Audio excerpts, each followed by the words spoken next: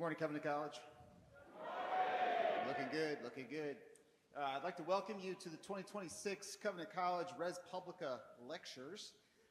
Res Publica, for those of you who speak Latin, already know that it means public affairs or public issues. That's where our English word republic comes from. The task of this annual series is to build up the church by encouraging and equipping an informed lay leadership among both men and women, helping us all to address the serious challenges of our day. Each year we invite a noted Christian scholar to challenge our community to think deeply about an important contemporary issue. Over the years we've addressed problems ranging from race, poverty, political division, and environmental stewardship to consumerism, cultural pluralism, biotechnology, and sexual brokenness, just to name a few. This year, I am very pleased to introduce Dr. Nat Malkus, who will be speaking on the subject, the future of American schools. Nat is Senior Fellow and Deputy Director of Education Policy at the American Enterprise Institute in Washington, D.C., where he has engaged a wide variety of topics, including chronic absenteeism, student achievement trends, school choice, and American school responses to the COVID pandemic. He's among the nation's leading thinkers and strategists on American schooling, and his work has appeared in all the places that you would want it to, and important places where important people read things. Before joining AEI, he spent 4 years as a middle school teacher, went on to earn a PhD in ed policy at the University of Maryland. But before any of that, he was a Covenant College student, where he earned a BA. And he might have something to say about that. He lives in Bethesda, Maryland, with his wife, Paige, also a Covenant grad, and his children, Madeline, Jude, and of course, Charlie, our very own Charlie.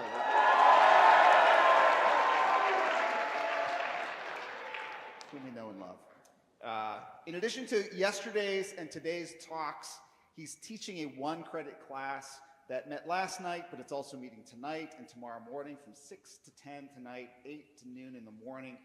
Whether you're registered for the class or not, you're welcome to sit in, but please join me in welcoming Dr. Nat Malkus.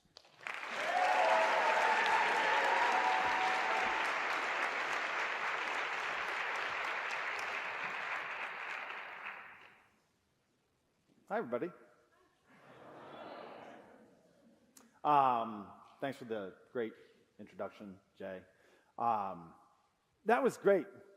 That beginning of chapel, it's a privilege to be here, just to be in the chapel. It's a privilege to be here with you all.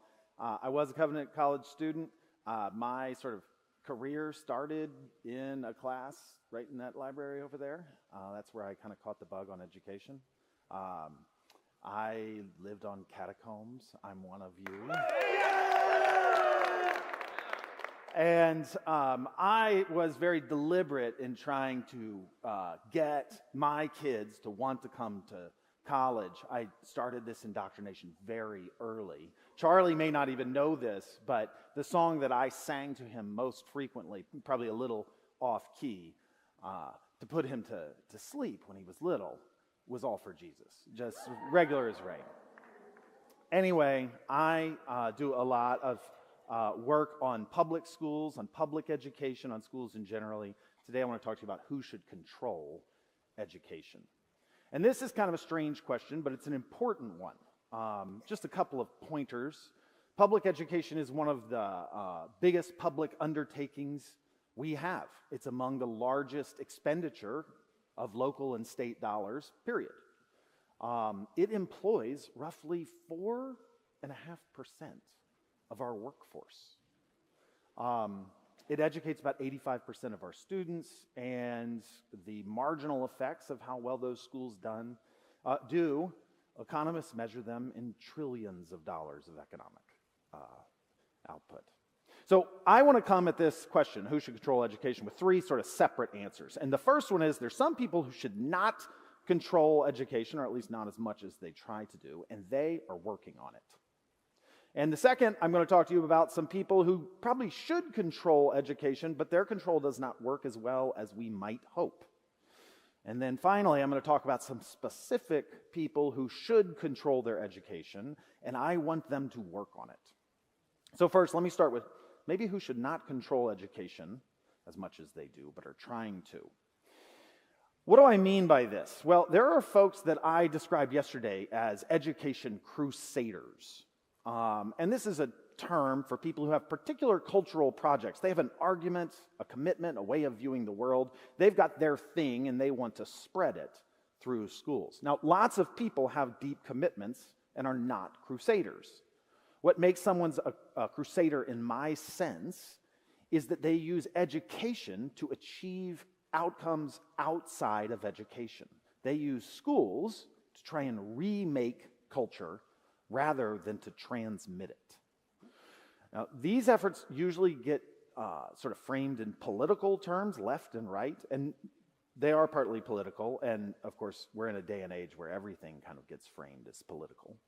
But nonetheless, these are education policy topics, and I'm an education policy expert, at least that's what they tell me, but you don't have to be an expert to see this dynamic. So one very clear example of which you were the primary target was the 1619 Project. I'm sure many of us have heard about this. This arrived in August 2019. It was a special issue of the New York Times Magazine. It was timed with the 400th anniversary of the arrival of the first enslaved Africans in Virginia. It went beyond journalism. It was an effort to reframe the American story. The project's lead author, Nicole Hannah-Jones, argued that 1619, not 1776, was our nation's true founding. And I use those air quotes because that was what they wrote, true founding. That was a quote that actually had they pulled back later on after criticism. But the core claim remained that the DNA of slavery explains an enormous amount of modern American life, stretching into areas that we wouldn't think are connected to slavery. Now, there's nothing wrong with that argument, but the crusader element became clear in how quickly it moved from the newsstand to classrooms. Through a partnership with the Pulitzer Center, the project launched a major pedagogical push. They produced a lot of free curriculum and lesson plans, and they pushed them out in districts across the nation. The goal here wasn't just to add a chapter to the history books, it was to change the lens through which students understood their country. Now, as you can imagine, some pushback came. And as you'd expect, not only from politicians. First, there were several well-respected historians, some of them Pulitzer Prize winners, that pushed back on this 1619 project. They wrote a letter of protest, and they actually agreed with the central claim. They praised the effort to bring the horrors of slavery from the margins to the center of our national memory. But they argued that the project went too far. It displaced historical understanding with ideology. They criticized in particular the claim that the American Revolution was fought primarily to protect slavery. To them, the crusade became so focused on providing a modern point that it was willing to flatten the messy truth of history to do it. Now, there was pushback from other quarters, loud, aggrieved pushback from many who were angered by what they thought were outsiders and elites trying to shape the American students in schools. Conservatives, and in my view, often rightly, were offended by this push to influence students. And as so often happens, when the pendulum swings back, some people are willing to give it a healthy shove. The first wave of pushback came that I want to note here came from parental rights groups, and they argued that the 1619 Project was used to smuggle ideology into classrooms. Fair enough. But what began as a defense of families could morph into surveillance.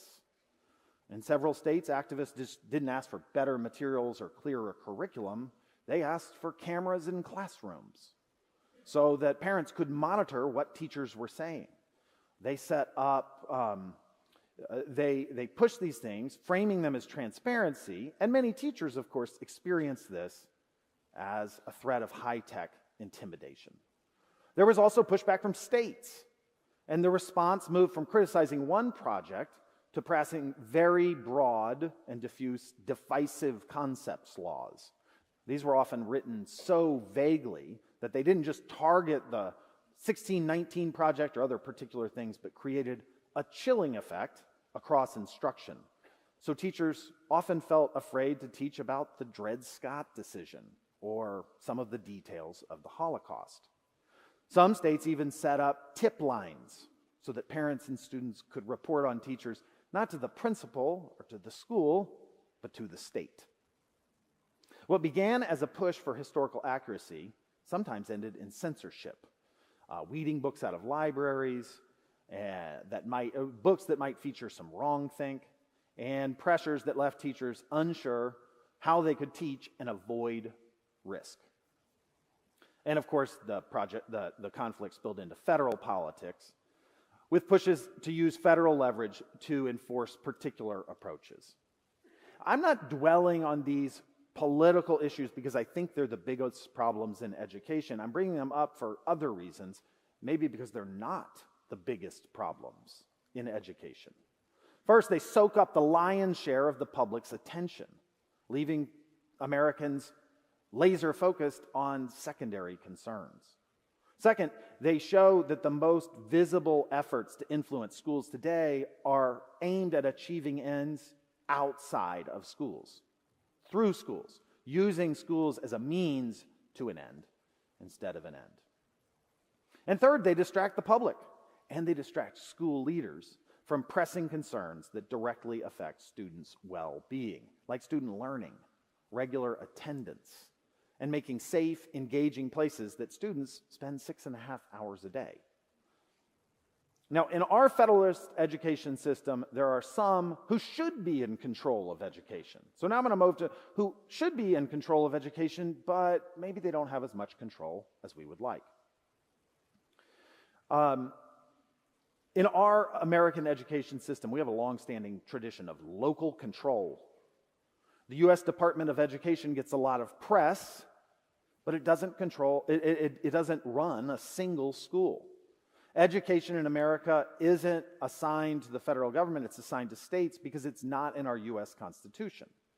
And it's in state constitutions, and the authority is with the states because of the 10th Amendment. It's a pretty good amendment. It reads, "The powers not delegated to the United States by the Constitution, nor prohibited by it to the states, are reserved to the states respectively." Now, even states don't actually run schools for the most part. Even though they have the constitutional authority, they delegate it, and they delegate it to school districts. We don't have a single system of education. We have a patchwork that's made of 100,000 schools overseen by 14,000 districts in 50 states with a federal government that plays a minor role. Scholars sometimes describe this governance model as a tangled web, and it is. And that tangled web, with lines pulling in lots of directions, and with regular introductions of a new reform to focus on, not only makes it difficult to make coherent changes in schools, it makes them difficult to run. Principals run schools, and they find their days consumed usually not as much as we would like by instructional leadership, but by the weight of the mandates from this tangled web. They have to worry about teacher certification checkboxes, complex school lunch paperwork, rigid conduct codes, whether the buses are running on time. They're graded on proxies for learning. When the primary goal is to satisfy a distant agency spreadsheet, the human work of teaching can often get pushed into the basement. And that's not really even right, the basement. It's not pushed to the basement. It's pushed behind teachers' doors. And we usually talk about these doors as closed doors. Teachers teach behind closed doors, not really because they're closed, but because teachers historically have had a lot of autonomy to do what they think is best in their classroom. Now, some autonomy is good, there's no doubt, but it makes schools very hard to lead, coordinate, or improve in a consistent way. And I'll be honest, running schools is no picnic. Even if we could fix this tangled web, this governance problem, the management task is Herculean. We ask principals to be instructional leaders, but we give them the managerial authority of a middle manager at the DMV. They're seriously limited in how they can control what goes on in classrooms. When teachers have a lot of professional autonomy, and they can be shielded by tenure rules, collective bargaining agreements, and other factors that make it difficult to reward excellence or address persistent mediocrity. On top of that, these school leaders are constantly faced with a barrage of adult complaints. And the safest path for them to move forward is the easiest path is to keep their head down. Perhaps the most challenging thing that schools face now is this rising tide of student disengagement. And it's hard to get students to buckle down when they don't feel like they have skin in the game. Today, chronic absenteeism, absences are way up since the pandemic, and disengagement make it a struggle just to get students into the building, let alone getting them to do the hard and sometimes tedious work that real learning requires. So we may go to school boards. School boards are important pieces of this puzzle. That's who we elect to run these schools. They're mostly democratically elected student bodies, and they should be focused on managing districts and schools to allow them to focus on the coherent core functions of schools, student learning and well-being. But these are elected political contests, and they're often driven by reacting to the controversy of the week or the latest indicators, rather than being focused on building stable, rigorous, and coherent schools. They become magnets for dissent and prioritizing adults' political projects instead of student achievement, which can become an afterthought. Now, let me just give a shout out to school board members. It's tough to be on a school board. These elected positions, they're unpaid, they're often unpleasant, and they're often dominated by the groups not just with the largest interests in schools, but with the most salient interest. It's not just pressure from teachers' unions, which certainly have outsized influence in these low information elections. But if you add in some other aspects of school board elections, low information voters, off-cycle elections, that means they're often done when there are not congressional or presidential races, so not many people come to the polls. They have low turnouts. They have overwhelming staying power of the incumbents, the people who are already on the school board. And oftentimes, the elections for school board seats aren't even contested. What this means is our whole theory of how we control schools through voting may not work very well at all. As a result, schools often coast without anyone really being in control. And that may be a comfort in some ways. Those who fear sort of indoctrination and woke teachers, and that they're transforming students, they might take some comfort knowing that it's hard enough to teach students the subjects they're supposed to learn. We should be cautious about concluding that teachers are ineffective at instruction, but somehow incredibly effective at indoctrination. Now, there's a lot more that I can say about the system, and I can tell that you're dying for more, but I'm kind of running out of time. But if you've got 4 hours on a Friday night or Saturday morning, you can come to Mega Brock, and I'll give you your fill, I promise. So feel free to join. But I told you there were 3 groups that I wanted to talk about. The last one, specific people who should control their education and who I want to get to work on it. The specific people I'm talking about is you. I spoke yesterday about what education is. What is education? And perhaps my perhaps overly broad answer was that education is about the transmission of culture, big picture. And we do this systematically in schools, but we don't do it through schools alone. We're educated in all sorts of ways and at all sorts of times. Through schools, yes, but also through church, certainly through the family, by who we hang out with, by what we read, what we engage with, by what we give our attention to. Now, I mentioned earlier I do a lot of work on school attendance because it's a big problem, and it's taken a real hit recently. Regular attendance matters, Part of the reason that it matters is because learning is a process. You have to stay in it. You have to keep your attention on it if you want the benefits that can come from it. And so I complain a lot about how hard it is for schools to compete for students' attention in the age of phones.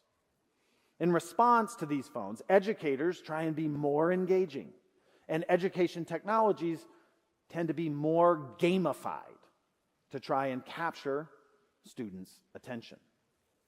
But I'm not talking just about schools. I'm talking about education writ large that is transmitted.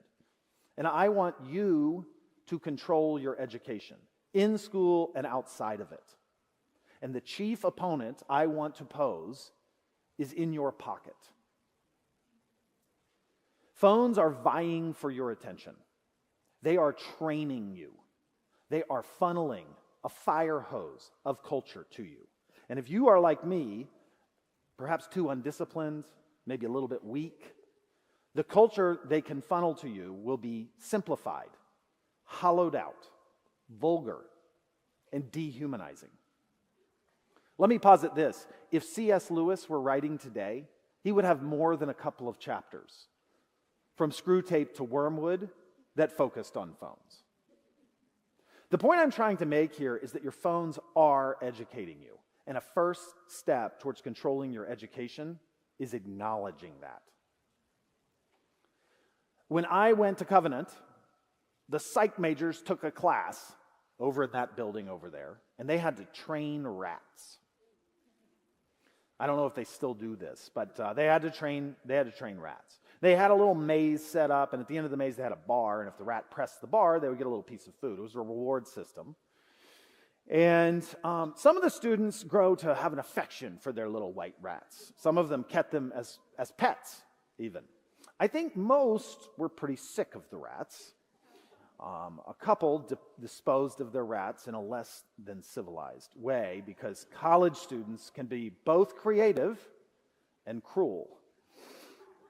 And I bring up the rats and the maze, or I brought this up when I was talking to a clinical psychologist about phones. And I said, I remember how in these psych classes they trained these rats with these reward systems. And I think that that's kind of how phones work. And he agreed, and he pushed me further. He said, yeah, they do, but instead of a rudimentary bar in a little plywood maze, phones are refined by thousands of the best engineers on the planet. And they're fine-tuned to capture your attention.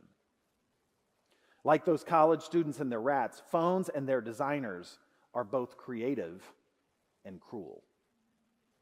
And you are the rats. And so am I. The point that I'm trying to make here is not only because phones are educating you, but that it's not a fair fight. You and I are overmatched. So if you're not actively fighting for control of your education, you're losing. So I want to raise the alarm, and I want to give two pieces of advice. I don't have all the answers on this. But I do say that I want to point out some that are just kind of come from my work. Studies suggest that cell phone bans in K-12 schools help students learn and both learn and also have a cohesive culture. There's other studies that show that even having a phone face down on your desk while you're doing work will degrade, or in your pocket, will degrade your attention and how much you learn. And if you put a phone literally in the other room, you will have statistically significantly better outcomes. So the first advice is a practical trick. If you want to study better and if you want to be engaged in something, get away from your phone. Literally, put it in another room. The second is more abstract, but I don't think it's any less useful. Your phone is working on you. It's forming you, it's training you, and it's funneling a river of content to you. And I think Paul would have something to say about this in Philippians. Finally, brothers and sisters, whatever is true, whatever is honorable, whatever is just, whatever is pure, whatever is lovely, whatever is commendable, if there's any excellence, if there's anything worthy of praise, think about these things. In light of that, I want you to ask, are the things that come through your phone a torrent of information?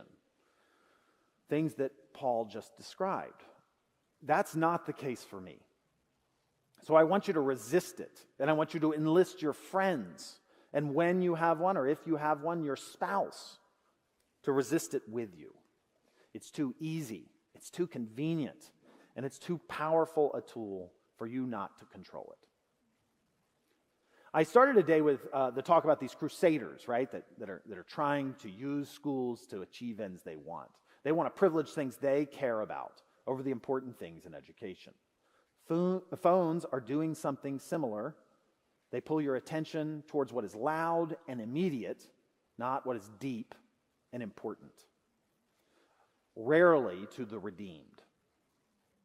So I'm asking you to be wary of that dynamic, both when you interact with crusading elements and when you think about education policy, but more commonly, when your phone pulls the analogous trick.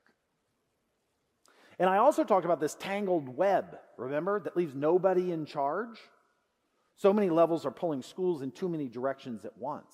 Well, your phone, that phone in your pocket, this one in mine, does the same thing. It fragments you, it divides your attention, and it leaves you reactive instead of intentional. I would ask you to want school leaders to be able to focus on what's going on in schools, the important parts of education, on their most important responsibilities. And I want you to be aware of what your phone is doing to you and ask you to do the same thing for your education. Your education is happening. It's happening in class and out of it. And so I just want to end with a charge. I implore you to see education not merely as schooling, but as the transmission of culture to you and through you. And I want you to do the difficult and, ironically, countercultural work of being firmly in control of your education. Will you join me as I pray that God will strengthen us to do just that? Father in heaven, I thank you for Covenant College. I thank you for these students. I thank you for schools across the country.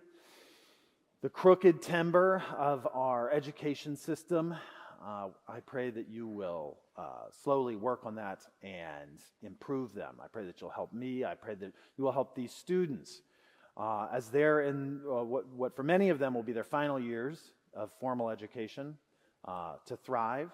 And I thank you that at Covenant, they orient that, these students orient that to make all things, in all things, Christ preeminent. I pray that you'll help us to do that and praise your name in that effort. In that name I pray, amen.